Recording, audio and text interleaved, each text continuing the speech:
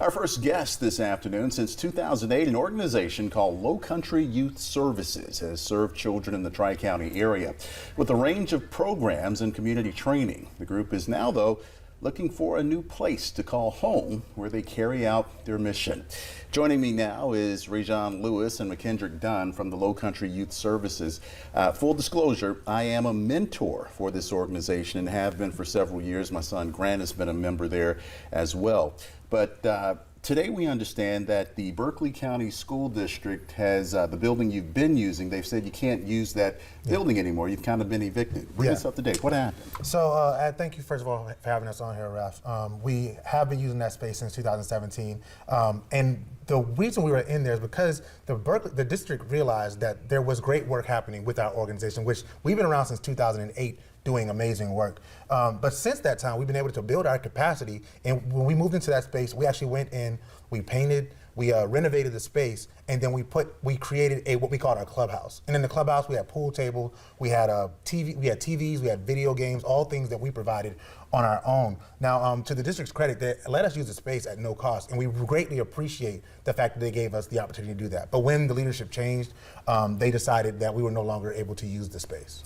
And just, as an aside, when we started, how many men at that point were we dealing with? So when we opened the doors for open enrollment on August 19th, we had our open enrollment, which we do once a year. We had over 250 kids that showed up for open enrollment to receive our mentoring services. Last year alone, we served over 750 young people between our in-school and community-based programming. So what we know, is our organization has done tremendous work since 2008. And McKendrick Dunn, who's our program director and associate executive director, has been a great part of that since 2010 as well. So in 2007, 2008, when you started to now, how much have you guys grown?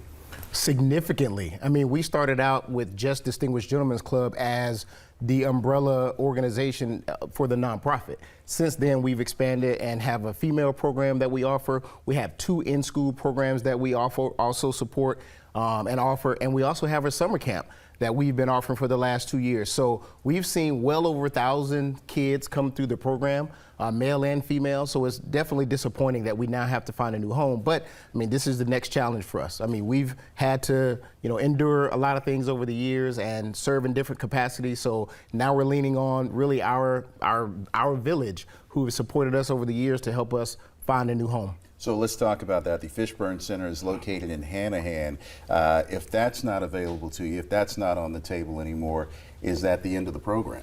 The answer is no. We will not let the work stop. And because we are depending on, our motto is we are the village.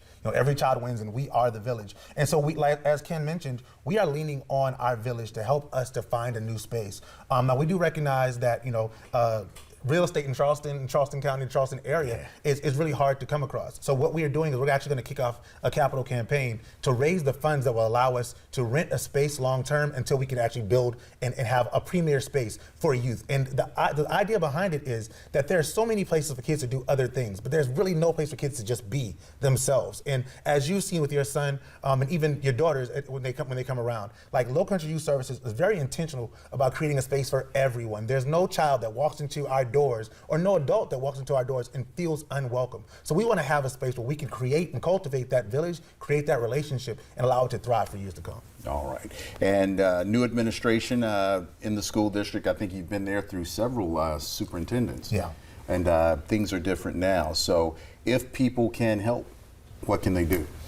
So we are kicking off a capital campaign. We will be launching that on our website very soon. If you go to www.lowcountryyouth.org, you will actually be able to find our Clubhouse capital campaign link. You can go right there and donate.